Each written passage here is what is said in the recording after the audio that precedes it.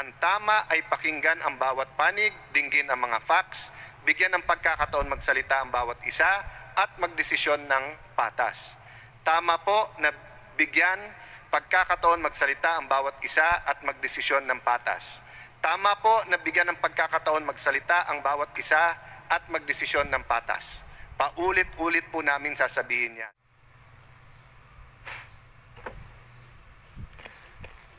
Lesson from 1 Corinthians 12, verses 14 to 20.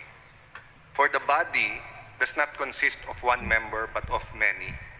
If the foot should say, "But I am not a hand, I do not belong to the body," that would not make it any less part of the body.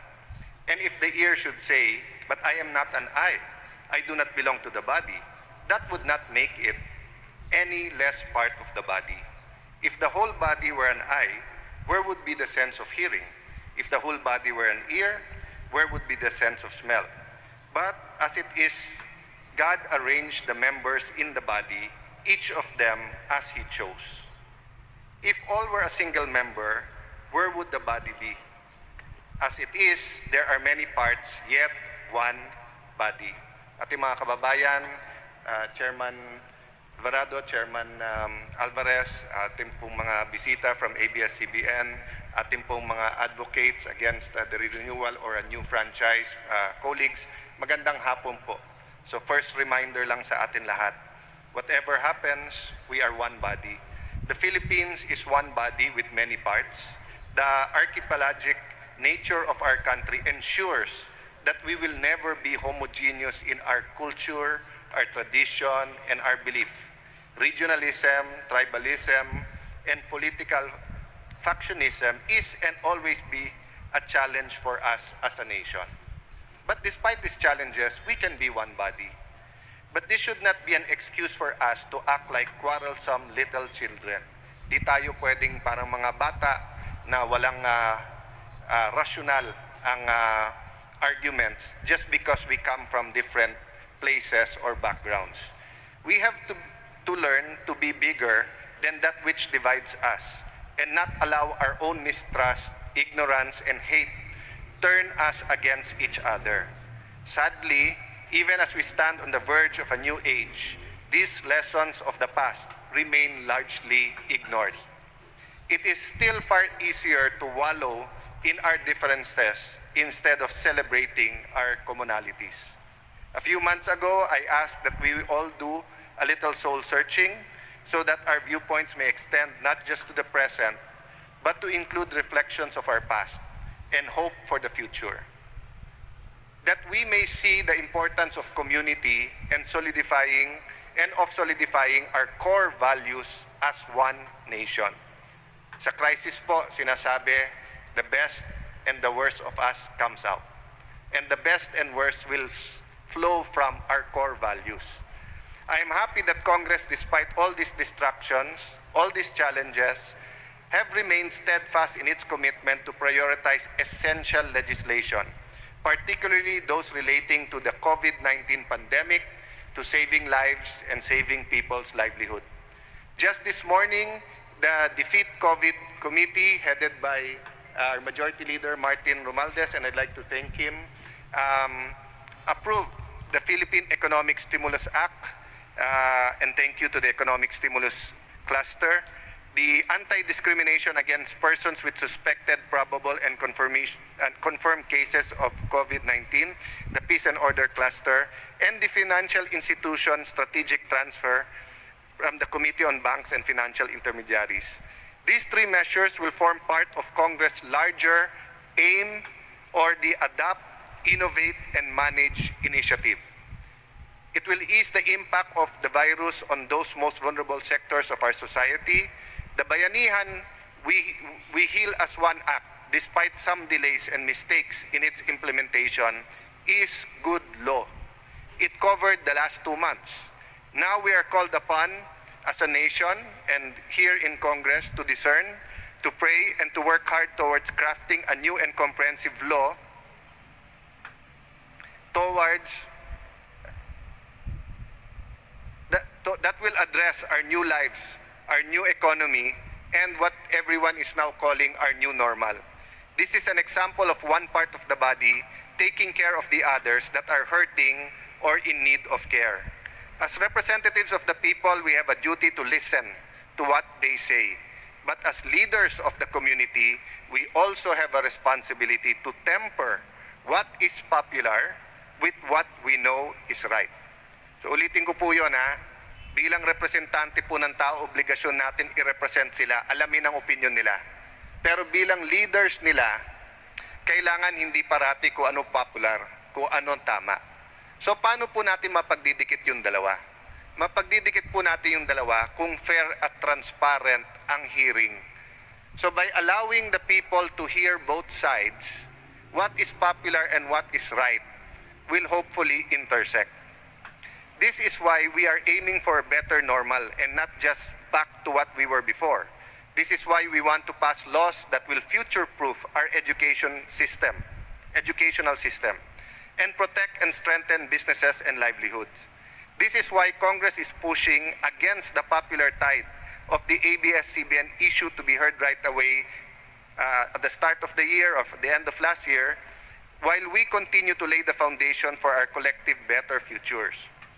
Many of our countrymen are looking for direction in this world of the new normal. In a blink of an eye, much has changed. Dati ang ginagamit na word game changer. Ano nangyari sa atin? Life changer. Talagang buong buhay po natin nag-iba. Entire industries have practically vanished or are in danger of being wiped out. Even our educational system has to be redrawn. Sectors that have been the backbone of our economy, OFWs, tourism, transportation, food, logistics, hospitality, wellness, and even entertainment, they are all working within their own communities to try to cope, even try to just survive. Pati ang mga event organizers na binubuo ng National Live Events Coalition, those independent entrepreneurs who put up concerts, conventions, who coordinates weddings and birthday parties, are hard hit. We will bear the heaviest burden in our personal relationships, in changes in how we interact with each other, ni hindi mayakap yung ibang mga kamag-anak, mga pamangkin, anak, yung mga kalaro, magpipinsan, social distancing. Even places where we worship together have to adjust. But let me assure all of you, like parts of one body, Congress will be there to carry it with you. Alam ko na tila malayo ito sa usapan ABS, pero dapat malaman ng lahat na yan ang pinanggagalingan namin nung sinabi ko na marami pang mas importante at mas urgent na dapat pag-usapan. Pero nakwento na ni Chairman Alvarado kung ano nangyari at ba't tayo napilitan na mag-hearing na ngayon. Napakadali po sanang sumunod na lang sa Agos at i-approve or i-deny ang prangkisa tulad ng sinisigaw ng mga extremist sa magkabilang dulo ng usapang ito. Ngunit hindi namin pwedeng gawin yon dahil yun po ay mali. Ang tama ay pakinggan ang bawat panig, dinggin ang mga facts, bigyan ng pagkakataon magsalita ang bawat isa at magdesisyon ng patas. Tama po na bigyan pagkakataon magsalita ang bawat isa at magdesisyon ng patas. Tama po na bigyan ng pagkakataon magsalita ang bawat isa at magdesisyon ng patas. Paulit-ulit po namin sasabihin yan. Tama po na bigyan ng importansya ang opinyon ng lahat sa paghahanap ng katotohanan. Mali po ang pagbubuli, pananakot at pag-iinsulto sa isa't isa. I began my statement by talking about the Philippines as one body with many parts. Congress, being a responsible part of this body, is committed to holding a fair, impartial, comprehensive, and thorough examination of all facts regarding this issue. That commitment has not wavered nor changed despite all the criticism that had been thrown at Congress and at me personally. And I have full confidence in the leadership of Chairman Alvarez and of Chairman Alvarado and of the rest of Congress. It is not a secret that I would have preferred another time to do this. But here we are, and it is time to do what is right. It is right to put an end to this issue, but it is wrong to use the issue to create more divisiveness. After all, the vitriol and the hate we have seen from this one issue Is it good that franchises are given every 25 years? Yes. We cannot survive this kind of partisanship if we have to do this every year. But let me echo Luke 6, verses 27 to 20, and say, love your enemies, do good to those who hate you, bless those who curse you, pray for those who mistreat you. Huwag po nating hayaan ang galit at puot ang mangibabaw sa usapan ito.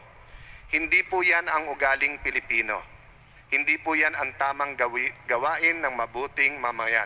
Magdebate po tayo, ipaglaban natin ang ating prinsipyo at paninindigan, pero magmahalan din po tayo bilang Pilipino. This hearing is not just about the network and its franchise. It is also about Congress and how we conduct it ourselves. And this I will promise.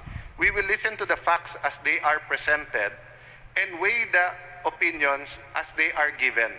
But we will not be bullied, we will not be threatened, we will not be ignored nor manipulated by anyone from doing our duty, from doing what is right.